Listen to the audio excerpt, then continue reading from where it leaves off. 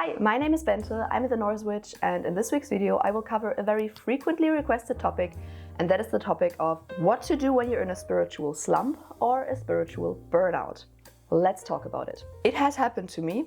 I was definitely in a spiritual slump a lot of the times, and I think I have experienced spiritual burnout, and I personally think that it can happen to you very quickly and that it will probably happen to everyone at some point. So knowing how to get out of the slump or this burnout, I think is very important. So I just thought, let's have a little conversation about that topic.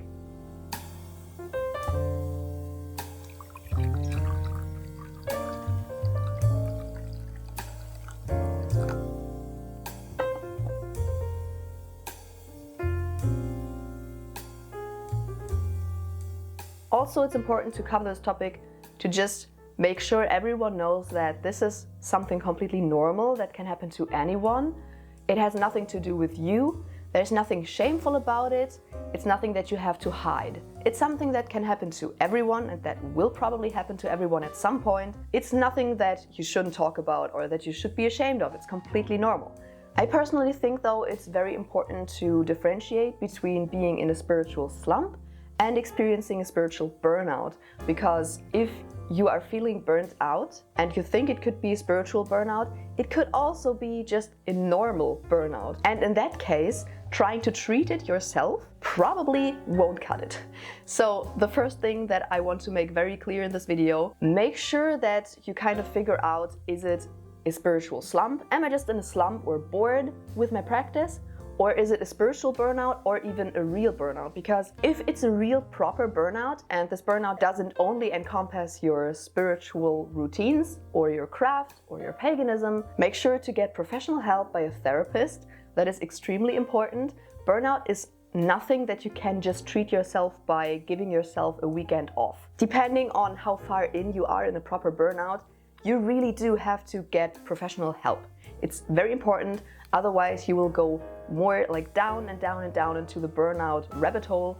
And the deeper you get into it, the harder it will get for you to get out of a burnout again. But not only do I think it's important to differentiate between a normal burnout and a spiritual one, but also between a spiritual burnout and a spiritual slump, because I think the way to get out of it is different. In my opinion, if you are feeling burned out, the only way to really get out of that is to take a proper break. I have heard about a lot of people doing that simply because maybe they didn't have enough time to practice for a few months, but it's also completely fine to do that when you're feeling burned out. So if you really feel like you don't have any energy left to put into your craft, if you feel like just the thought of casting a spell or performing a ritual makes you feel sad and just tired and you can't find the energy or motivation to do so, then you should probably just take a break completely. Just take a step back from your practice for however long you need.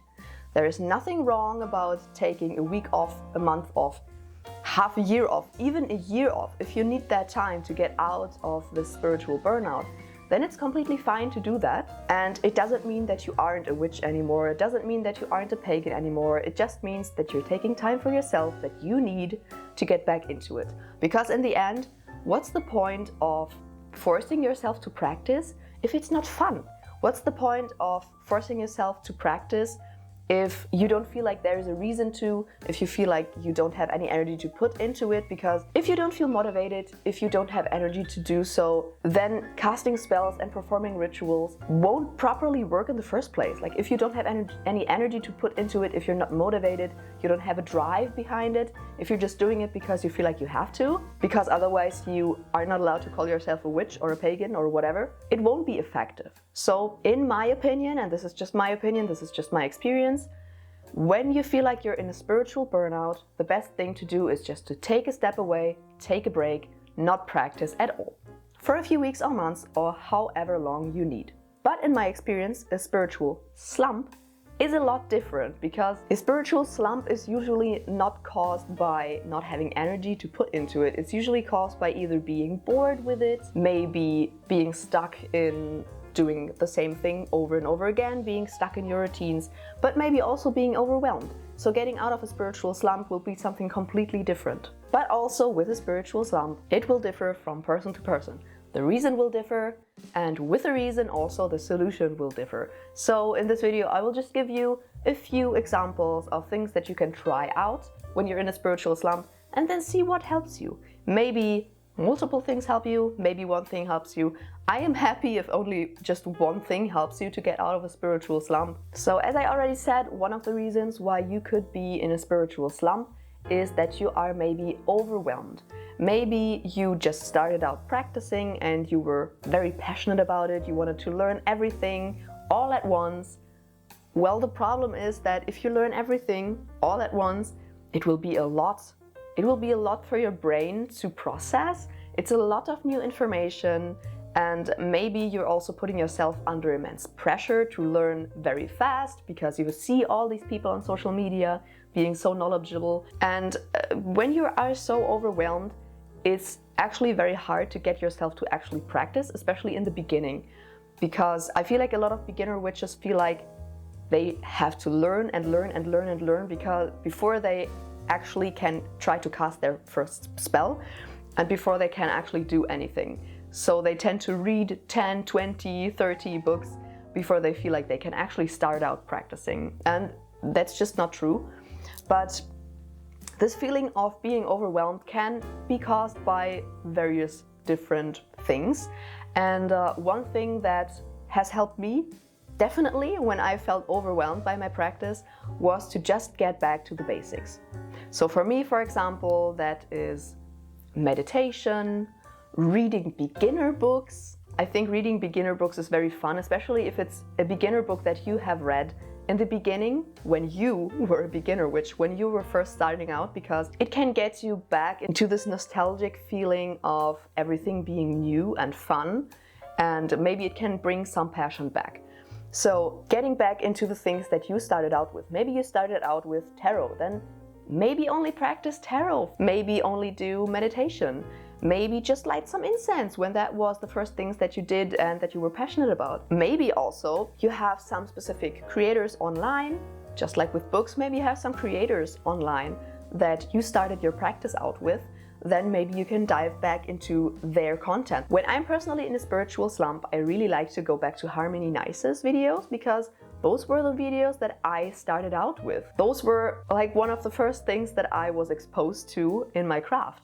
So that is definitely something that can bring the spark back. Just try to go back to the basics so that this feeling of being overwhelmed, of having to do all of these things is gone, because you know these basics already, so there's nothing new. There's not that much pressure behind it. There's not much pressure to perform, and who knows, maybe you will learn something new, and maybe it will be also fun to get back to the basics. Who knows?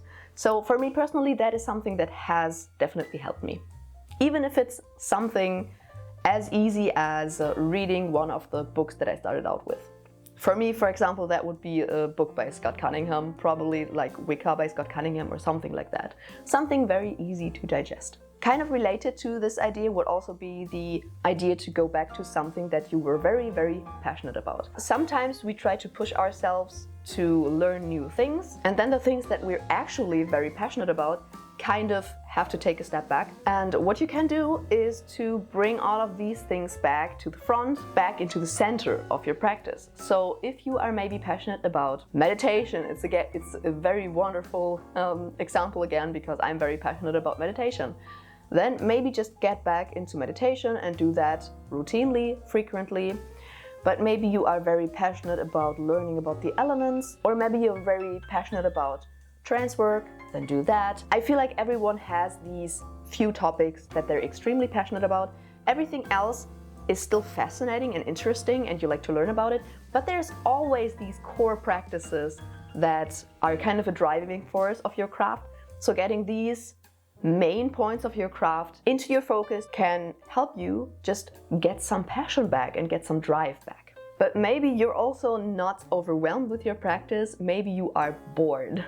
Maybe you have done the same thing over and over, candle spells every month, meditation, divination, and it's kind of getting boring because it's repetitive and you don't feel like you're learning anything new. Then of course, it's a very, very easy solution. Just learn something new.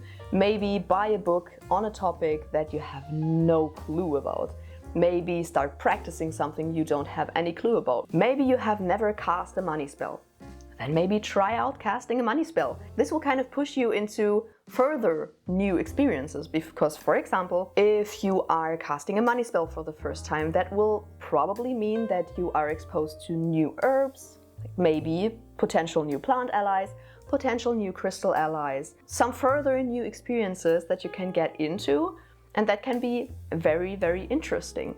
Maybe there are also some topics that you weren't interested in ever, but maybe if you're now trying to get into it, maybe you will find out that it's actually really cool, and that could very well start a new passion for you. That could be a new focus point for you. So trying to learn something new or to get into something new is, for me personally, is a very key point of getting out of the spiritual slump. Related to that, a little bit at least, would be the idea to maybe challenge yourself a little bit. Maybe if you have your set routines and you're doing all of the same things over and over and you're bored, maybe you are at a point where you are a little bit bored just because you don't know why you should cast a spell or why you should perform rituals, then maybe just sit down and think of some challenges that you could get yourself into.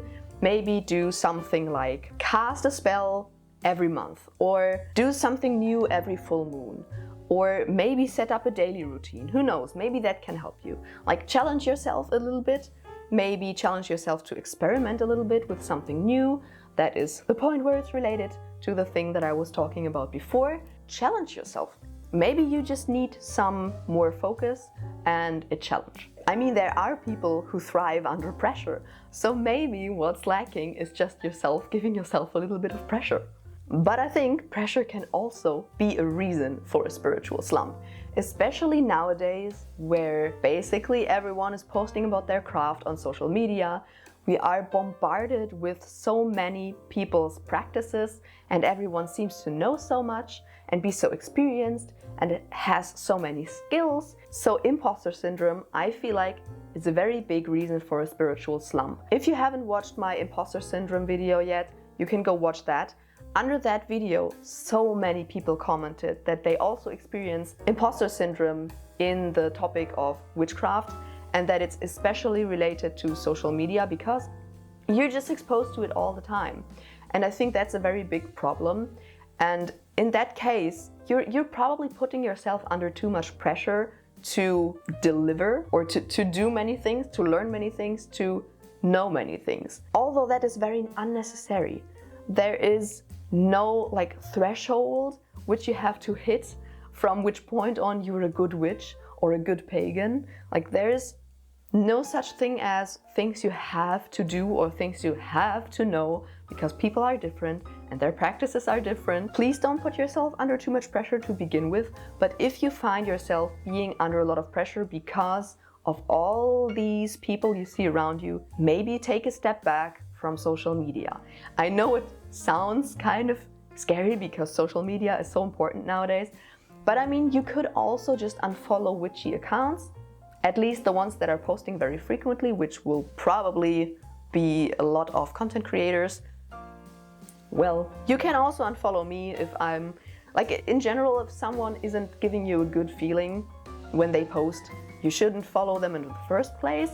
But sometimes also, motivational people can also cause imposter syndrome for you, so maybe just unfollow them for a while. I mean, you can write all of their names down and go follow them later on when you're feeling better. Just try to take a step back from all those people that make you feel invalid or that make you feel like you're doing too little or not good enough. I mean, in the end, your practice should be for you and not for other people. Your practice is for you, for your personal spiritual gain, for your own satisfaction. It's not there to be posted on social media, it's not there to satisfy anyone else, and it's not there to be able to compare yourself to other people. So yeah, maybe just take a step back from social media. But also the last idea that I have is actually pretty contrary to that one, and that is to look out for people who you can talk to and maybe who you can also practice with. I personally always feel like after some meetups, we're doing public meetups frequently, whenever we have had a meetup and I was able to talk with a lot of people about witchcraft and about paganism, I am so motivated afterwards because I'm learning from new people, I'm exposed to new ideas, and maybe I have found people that I can actually practice with and that I can try new things with. That's also a huge reason why I love being in a coven, because it challenges you, it motivates you. Like, for example, we're usually meeting weekly. So once a week, I definitely know I have a day where I can talk about witchcraft and paganism the whole evening. There's a whole evening that I can try new things, talk about witchcraft, be challenged by other people, and that's amazing. Personally, for me, that is so motivating.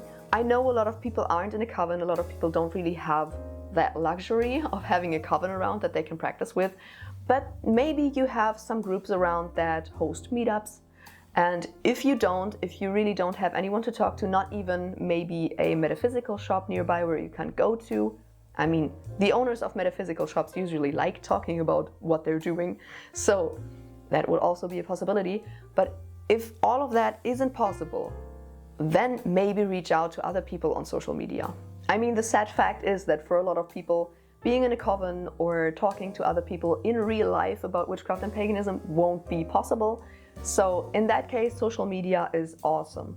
There are so many great people, great witches and pagans that you can get to know by various different means. There are so many Discord servers, Instagram, TikTok, YouTube. Like, there are so many communities that you can get into and so many people that you can talk to. So I personally feel like that is a great way of trying to get out of a spiritual slump. Although I still personally feel like being personally in touch with other people to talk about that topic is still my preferred way to get motivation. But if that is not possible for you, then social media will probably still work.